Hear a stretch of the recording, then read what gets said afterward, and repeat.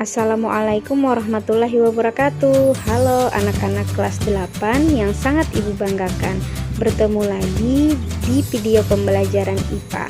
Bagaimana kabar kalian hari ini? Semoga kita semua dalam keadaan sehat ya. Nah, pada video pembelajaran sebelumnya kita telah mempelajari tentang organ pada tumbuhan. Tahukah kalian bahwa organ tumbuhan itu disusun oleh berbagai jaringan yang saling bekerja sama menjalankan fungsi tertentu. Nah, pada pembahasan hari ini kita akan membahas mengenai struktur dan fungsi jaringan penyusun tumbuhan. Yuk simak video pembelajaran dengan semangat dan antusias. Jaringan adalah sekumpulan sel yang memiliki bentuk dan fungsi yang sama. Jaringan tumbuhan dapat dibedakan menjadi dua berdasarkan kemampuan pembelahannya, yaitu jaringan meristem atau embrional dan jaringan permanen atau dewasa. Jaringan meristem merupakan jaringan yang sel-selnya selalu membelah atau bersifat embrional, sedangkan jaringan permanen merupakan jaringan yang telah mengalami diferensiasi dan tidak meristematis lagi, artinya tidak tumbuh dan tidak dapat memperbanyak diri. Jaringan permanen meliputi jaringan epidermis, jaringan parenkim, jaringan penyokong yang terdiri dari kolenkim dan sklerenkim, dan jaringan pengangkut yang terdiri dari xilem dan phloem. Kita bahas satu-satu ya. Jaringan meristem. Jaringan meristem memiliki ciri-ciri sebagai berikut. Yang pertama, sel-selnya mampu membelah diri dengan cara mitosis secara terus-menerus atau bersifat embrional. Nah, hal inilah yang menyebabkan tumbuhan bertambah tinggi dan membesar. Yang kedua, sel-sel penyusun jaringan meristem berdinding tipis, berbentuk bulat, lonjong, atau poligonal. Yang ketiga, sel-selnya belum terdiferensiasi. Dan yang keempat, sel-selnya tersusun rapat tanpa adanya ruang antar sel. Berdasarkan letaknya, meristem dibedakan menjadi tiga, yaitu meristem apikal, meristem interkalar, dan meristem lateral. Meristem apikal atau meristem ujung terdapat pada ujung-ujung pokok batang, cabang, dan ujung akar. Meristem interkalar atau aksilar atau meristem antara terdapat di antara jaringan dewasa, misalnya pada pangkal ruas batang. Yang ketiga, meristem lateral atau meristem samping terletak sejajar dengan permukaan organ, misalnya kambium dan kambium gabus. Nah, tadi sudah dibahas meristem berdasarkan letaknya. Sekarang berdasarkan asal terbentuknya, jaringan meristem digolongkan menjadi tiga, yaitu promeristem, meristem primer, dan meristem sekunder. Promeristem adalah meristem yang sudah ada sejak tumbuhan masih berada di fase embrio. Sedangkan meristem primer berasal dari jaringan embrional yang membelah secara mitosis, menghasilkan pertumbuhan primer pada tumbuhan sehingga tumbuhan dapat bertambah tinggi dan biasanya terdapat pada ujung pucuk batang dan ujung akar. Sedangkan meristem sekunder berasal dari jaringan dewasa yang sel-selnya telah berkembang lebih lanjut atau terdiferensiasi, menghasilkan pertumbuhan sekunder yang menyebabkan batang bertambah besar, misalnya kambium dan kambium gabus. Selanjutnya, jaringan dewasa. Jaringan dewasa merupakan jaringan yang terbentuk dari hasil diferensiasi dan spesialisasi dari sel-sel hasil pembelahan jaringan meristem. Ciri-cirinya, yang pertama tidak dapat membelah.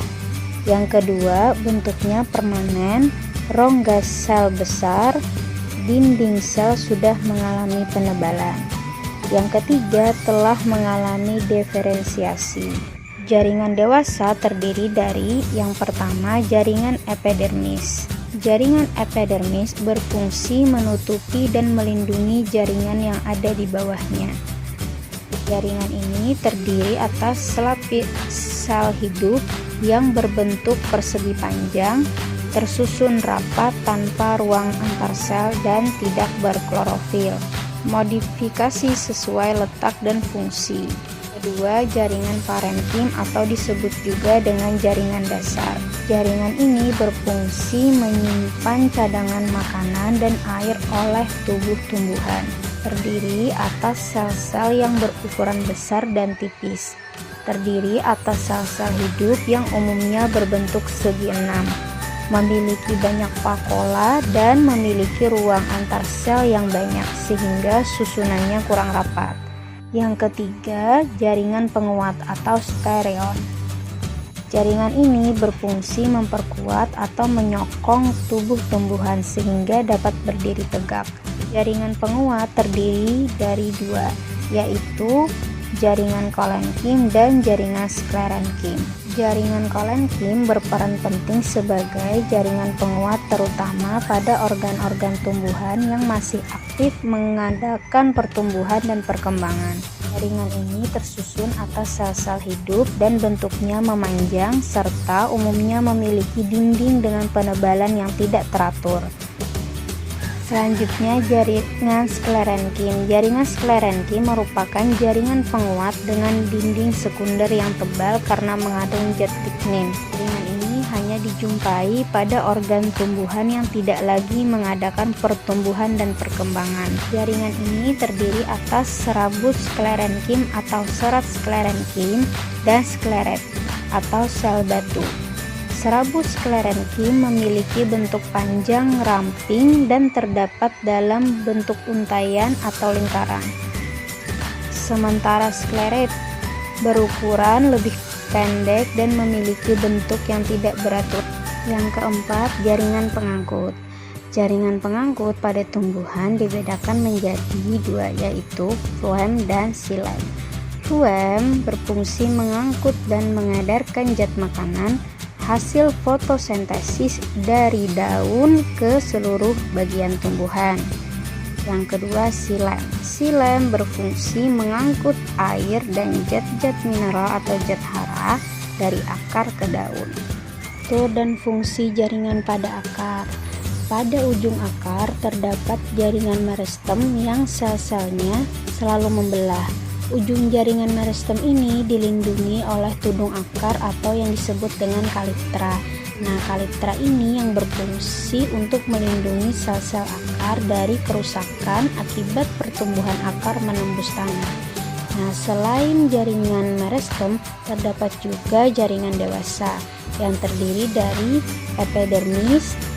Nah, epidermis di sini berfungsi melindungi bagian dalam akar. Yang kedua, di sebelah dalam epidermis itu ada terbentuk suatu cincin yang terdiri atas sel-sel parenkim, yaitu korteks. Nah, korteks di sini memungkinkan terjadinya pertukaran gas. Yang ketiga, ada endodermis atau kulit dalam. Endodermis ini berfungsi untuk mengatur keluar masuknya bahan dari dan ke jaringan akar. Yang keempat, stel atau silinder pusat. Ini merupakan bagian terdalam akar. Silinder pusat ini mengandung vesikel dan berkas-berkas pembuluh, yaitu pembuluh xilem dan pembuluh floem.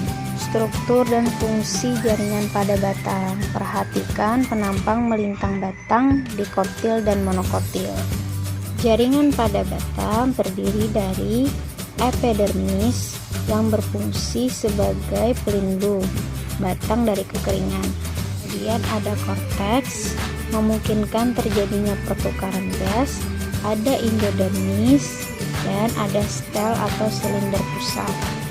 Selanjutnya, struktur dan fungsi jaringan pada daun. Yang terdiri dari jaringan epidermis sebagai tempat pelindung bagian dalam.